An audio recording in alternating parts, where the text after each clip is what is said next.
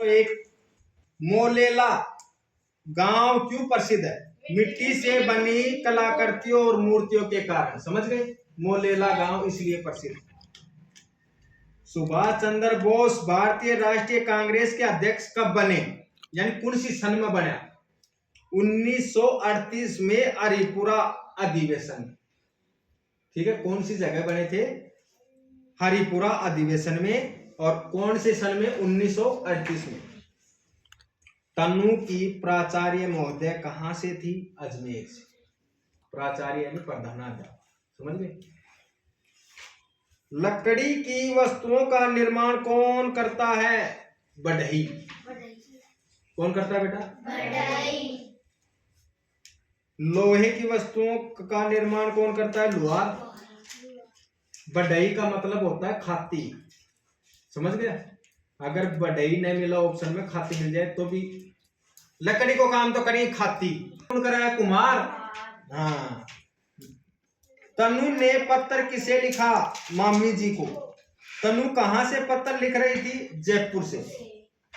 कहां से पत्र लिख रही थी? जयपुर से। मूर्ति बनाने का काम कब ज्यादा होता है? त्योहारों के समय। जब त्योहार आ जाए, दीपावली, होली, रक्षाबंधन आ जाए ना, जब मूर्तियां को काम क्यों है ज्यादा। तनु ने पत्र में किस चिंता को व्यक्त किया? मिट्टी की मूर्तियों का व्यवसाय कम हो रहा था, इसलिए तनु ने पत्र किसे लिख रही थी? मम्मी जी को, कि मम्मी जी धंधो कौन चाल रहे हो। समझ रहे हो? तनु ने पत्र किस तिथि को लिखा? 31 जनवरी 2025 को। गांव में मूर्तियां कैसे बनाते हैं? हाथों से। मूर्तियां किससे बनाई जाती हैं? मिट्टी से। तनु के विद्यालय में नया कौन आया था? प्रिंसिपल। कौन नया आया था? प्रिंसिपल। धरती दोहरारी में किस प्रदेश का वर्णन किया गया है? राजस्थान का। राजस्थान का राज्य पशु ऊंट व चिंकारा। राजस्थान का राज्य वृक्ष खेजड़ी। राजस्थान का राज्य पुष्प रोहिड़ा। राजस्थान का राज्य पक्षी गोडावन, और इंग्लिश में इसको बोलते हैं इंडियन वस्टर्ड। का राज्य पक्षी गोडावन, जिसका दूसरा नाम क्या है? Indian bustard. क्या नाम है? Indian bustard. राजस्थान का राज्य खेल बास्केटबॉल। धरती दोहरारी का अर्थ क्या है? रेतीली धरती। जैसे जैसलमेर चले जाओ। कहां चले जाओ? जैसलमेर। कभी सरकारी नौकरी लगो ना तो जैसलमेर जरूर घूम के आना। जैसलमेर को किसकी नगरी कहा जाता है? ऊंटों की नगरी। किसकी? ऊंटों की नगरी। वहां पर ऊंटों से आपको बैठाकर पूरी सैर करवाएंगे। अब ऊंट जैसलमेर में पानी कम है। मिश्री मीठे सुर स्यूं दोले, पंक्ति में मिश्री किसे दर्शाती है? मधुरता। आप जितने प्यार से बोलोगे ना तो अगला भी संतुष्ट। खबन भागो का ज्ञान नहीं और मार लाएंगी ना यार तो मेरा बेरी। अब ये जो लड़का है, धरती दोहरारी कविता का भाव किस पर केंद्रित है? आधुनिक जीवन और संस्कृति पर। क्या पर? आधुनिक जीवन और सांस्कृतिक पर। धरती दोहरारी कविता में किस भाषा में है? राजस्थानी भाषा। कविता में कौन सा गुण धरती के लिए मैं बताया गया है? वीरता, सुंदरता और त्याग। ईरा फल फूलड़ा। ईरा फल फूलड़ा मन भावन का अर्थ है धरती सुंदर फल फूलों से भरी हुई। सूरज कण कण में चमकावे किसका वर्णन है? सूरज की रोशनी। बिजली डरती ओला खावे, इस पंक्ति में किस मौसम का वर्णन हुआ है? वर्षा ऋतु का। धरती दोहरारी में नर व नारी किसका यश गाते हैं? दोहरा की धरती राजस्थान। सदमा ऊंट अणुता खादा, पंक्ति में किसकी विशेषता बताता है? ऊंट की मद मस्ती, उतावला व अनेजापन। रीना किससे झगड़ कर घर आई थी? अपने सबसे अच्छे दोस्त से। सबसे अच्छे दोस्त से रीना की दीदी ने झगड़े सुलझाने के लिए तरीके बताए 5। कितने तरीके बताए? 5। रीना झगड़ा सुलझाने का कौन सा तरीका सबसे अच्छा मानती है? संवाद का। हथियार डाल देने का अर्थ है हार मान लेना। भाव ताव शब्द का सही अर्थ है मोल भाव करना। संवाद करने का मुख्य उद्देश्य है एक दूसरे की बात करना। कौन सा तरीका झगड़ा टालने का तरीका माना गया? हार मान लेना। रीना ने अंत में किस उपाय को अपनाने की सोची? दोस्त से बात करना।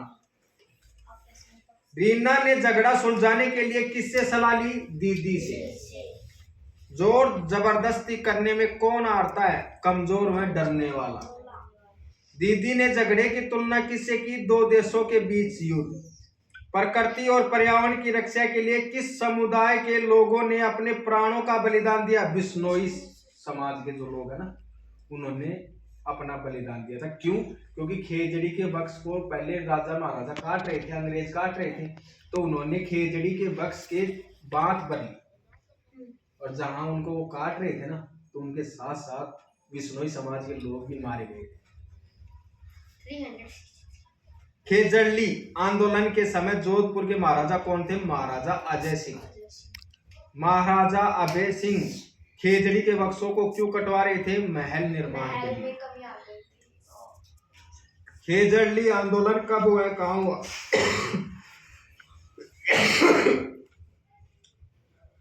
1730 में। खेजड़ली गांव कहाँ पड़ता है? जोधपुर में।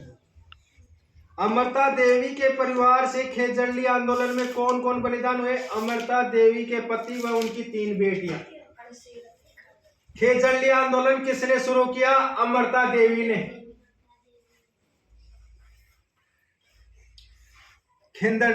खेजड़ली आंदोलन को चिपको आंदोलन भी कहा जाता है भाई।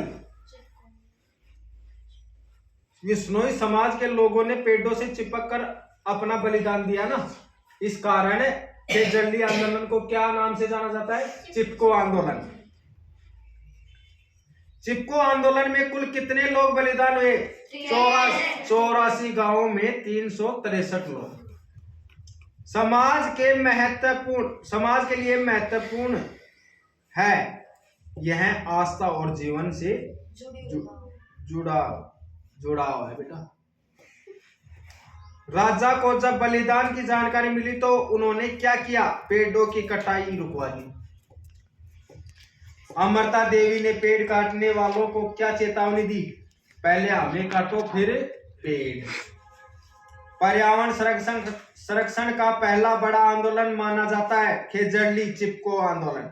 महादेवी वर्मा का जन्म कब व कहां हुआ?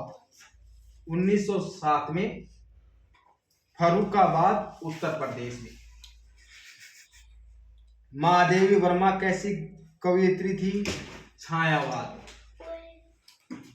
महादेवी वर्मा की प्रमुख काव्य रचनाएं कौन कौन सी थी? निहार, रसिम, नीरजा, यामा, दीपशिखा। महादेवी वर्मा की प्रमुख गद्य रचनाएं कौन कौन सी थी? अतीत के चलचित्र, स्मृति की रेखाएं, पथ के साथी, श्रृंखला की कड़ियां। भारत सरकार ने महादेवी वर्मा को किस सम्मान से अलंकृत किया? पद्म भूषण। जो उन्हें वो मिलो ना, सम्मान करो, जब उन्हें एक पद्म भूषण दिए गए। सुंदरलाल बहुगुणा ने कौन सा आंदोलन चलाया? चिपको आंदोलन। चिपको आंदोलन कब व कहां चलाया गया? 1973 में उत्तराखंड के गढ़वाल क्षेत्र में चमोली जिले में। कहा? चमोली जिले में।